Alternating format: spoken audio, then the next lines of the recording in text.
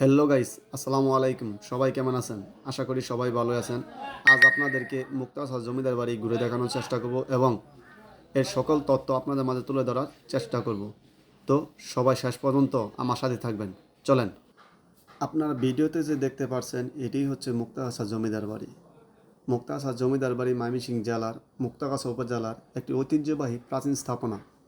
এটি ময়মনসিংহ থেকে 17 কিলোমিটার দূরে মুক্তাগাছা রাজবাড়ি অবস্থিত। তৎকালীন মুক্তাগাছা জমিদার ব্রিটিশদের কাছ থেকে প্রথমে রাজা, পরবর্তীতে মহারাজা উপাধি পেয়েছিলেন। তাই জমিদারের বাসভবনকে বলা হয় মুক্তাগাছা রাজবাড়ি। মুক্তাগাছা জমিদার বাড়ির 16টি অংশ, 16 জন জমিদার শাসন করতেন। মুক্তাগাছা জমিদার বাড়ির প্রবেশ মুখে আছে বিশাল এক সিংহ দরজা।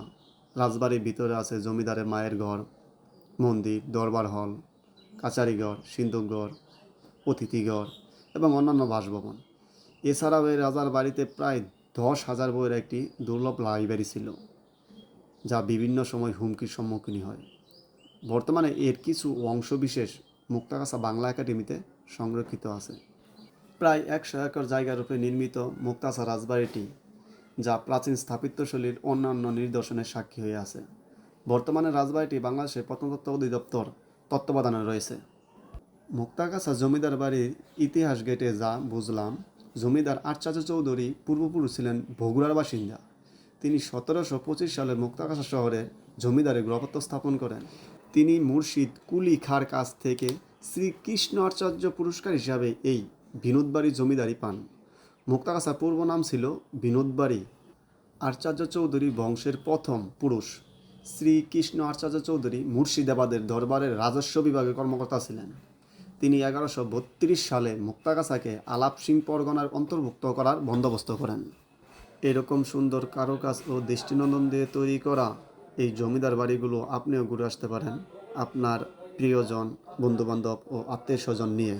যারা ঢাকার বাহির থেকে মুক্তাগাছা জমিদার বাড়ি ঘুরে আসতে চান, তারা কিভাবে আসবেন তাদেরকে বলে দিচ্ছি।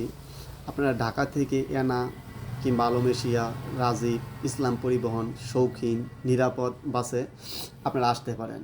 ঢাকা থেকে ময়মনসিংহ পর্যন্ত আসতে আপনার 320 টাকা কিংবা 350 টাকা ভাড়া লাগতে পারে। ঢাকা থেকে ময়মনসিংহ যেতে আপনার সময় লাগবে 2.5 থেকে 3 ঘন্টার মতো। তাছাড়া আপনি ঢাকা থেকে ট্রেনের মাধ্যমেও আসতে পারেন ময়মনসিংহে। ময়মনসিংহে এসে টাঙ্গাইলগামী বাসে করে আপনি 20-30 টাকা ভাড়ায় মুক্তাগাছা যেতে পারবেন।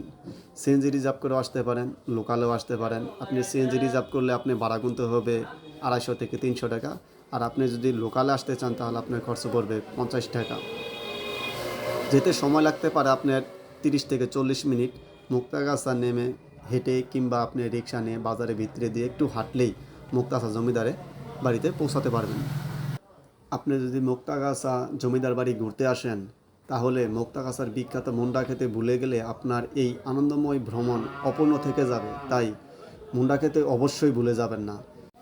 150 বছরের ঐতিহ্য গোপাল পালের মুন্ডার দোকান রাজবাড়ির সামনেই অবস্থিত। এই মুন্ডার সুনাম সারা দেশে মানুষের কাছে অতি সুপরিচিত। একমাত্র মুক্তাগাছায় পাবেন এই আসল ও অকৃত্রিম মুন্ডার দোকান। প্রতি পিস মুন্ডার দাম 35 টাকা এবং 1 কেজি মুন্ডার দাম পড়বে আপনার 700 টাকা। আমার যতটুকু জানা ছিল আমি ততটুকুই আপনাদের মাঝে তুলে ধরার চেষ্টা করলাম। কেমন হয়েছে জানি না, তবে যদি ভালো হয়ে থাকে অবশ্যই কমেন্টে জানাবেন। আর অবশ্যই কোনো ভুল ত্রুটি হলে আমাকে ক্ষমার দৃষ্টিতে দেখবেন। আমার বাড়িটা আশপাশেই ছিল, যার জন্য আপনাদের মাঝে এই ভিডিওটা করে তুলে ধরলাম। আপনারা অবশ্যই জানাবেন কেমন হয়েছে। আর আমি ইতিপূর্বে এই জায়গায় একবার গিয়েছিলাম, এর বেশি যাওয়া হয়নি। তারপর আমার এক ফ্রেন্ডের মাধ্যমে এই জায়গায় গেছি, যার জন্য বললাম যে না, ভিডিওটা করি এবং আপনাদের মাঝে তুলে ধরি, যেন আপনারাও দেখতে পারেন। হয়তো অনেকেই ভিডিওগুলো পোস্ট করছে, জানি না আমারটা কেমন হয়েছে। জায়গাটা আসলে অসম্ভব সুন্দর, যেটা না দেখলে আপনি বিশ্বাস করতে পারবেন না। এক চোখ জুড়ানোর মতো জায়গা, এত সুন্দর দৃষ্টিনন্দন, এত সুন্দরভাবে কারুকার্যে তৈরি করা এই জমিদার বাড়িগুলো, যা না দেখলে আপনি আসলেই বিশ্বাস করতে পারবেন না। হয়তো এখন বিলুপ্তির পথে, সব নষ্ট হয়ে গেছে। যদি কারো নতুন করে সংস্কার করা যায় তাহলে মনে হয় আরও সুন্দর হবে। আপনারা দেখতেই পারছেন ইটের দেওয়া তৈরি বাড়িগুলো আস্তে আস্তে ভেঙে যাচ্ছে, তার কারণ হচ্ছে এগুলো নষ্টের পথে এখন।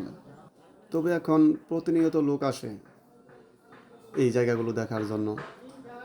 তাদের মন আসলেই প্রত্যেক লোকেরই মনের ভিতরে কৌতূহলের কাজ করে যে আগের জমিদাররা কীরকমভাবে জীবনযাপন করতেন। আর এই সমস্ত মানে প্রত্নতান্ত্রিক স্থানগুলো দেখলে বোঝা যায় তাদের জীবনযাপনগুলো আসলেই কত অন্যরকম ছিল আমাদের থেকে। ঠিক আছে, এগুলো আসলে মানুষের মনের ভিতরে কৌতূহলের কাজ করে। আমি আস্তে আস্তে জমিদার বাড়িটি সমস্ত জায়গা ঘুরে ঘুরে দেখলাম। আসলেই মনোমুগ্ধকর জায়গা, যা দেখলে বোঝা যায়। আপনারাও কীরকমভাবে নিতে পারছেন আমি জানি না।